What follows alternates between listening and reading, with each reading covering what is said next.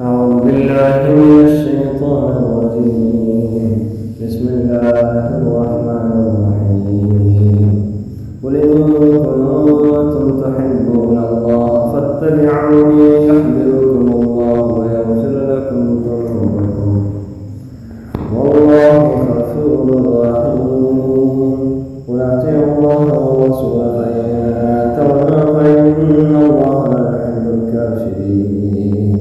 إن الله اصطفى آدم ونوحا وآل إبراهيم وآل العالمين ذرية بعضها من بعد والله سميع عليم.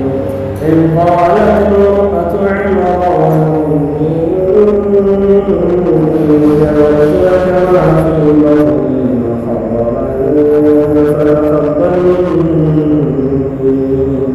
إنك أنت السميع العليم.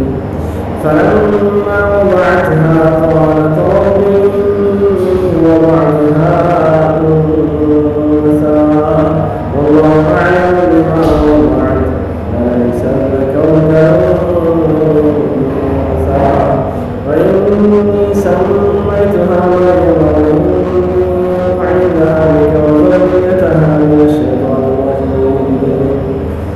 فتقبلها ربها بقبول حسن وأنبتها نباتا حسنا وكفلها زكريا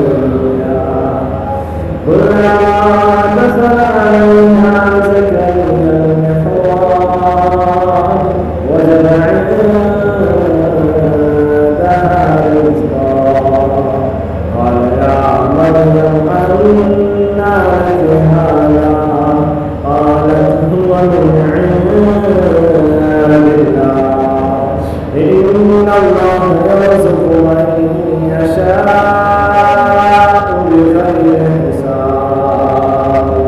هنالك دعا زكريا ربه قال رب هب لي من لدنك ذرية طيبة إنك سميع الدعاء. فنادته الملائكة وهو قائم يصلي في المحراب أن الله يبشرك بيحيى مصدقا بكلمة من الله وسيدا وحصورا ونبيا من الصالحين. قال رب أنى يكون لي غلام وقد بلغني الكبر وامرأتي عاقر قال كذلك الله يفعل ما يشاء. قال رب اجعل لي آية قال آيتك ألا تكلم الناس 3 أيام إلا رمزا واذكر ربك كثيرا وسبح بالعشي